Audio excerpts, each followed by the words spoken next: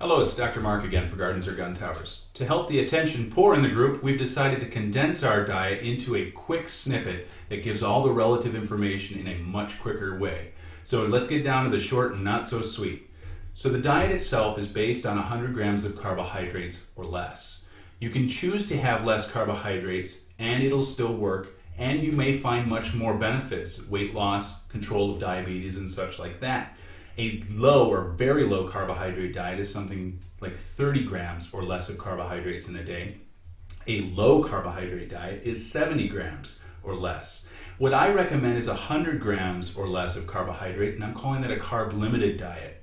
The diet should be consisting of mostly vegetables, whole food vegetables if you can get it.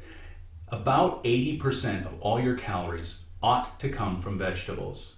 The next thing on the list I would recommend is about 15% of your calories, or about 12% of your calories, that comes from fat.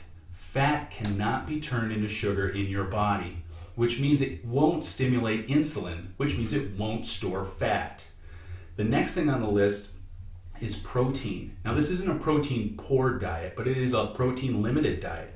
It is not the Atkins diet. The Atkins diet missed the mark because it had unlimited protein.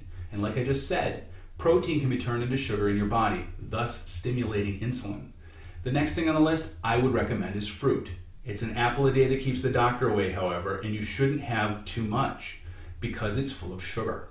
Then the last thing on the list is anything you want. So you can take that 100 grams of carbohydrates that I recommended at the beginning and spend it on whatever you want, cookies, cake, bread, and pasta being the biggies. However, if you make better choices, you have better results. We're going to talk about all this in much more detail in a couple more segments, but this was the short one.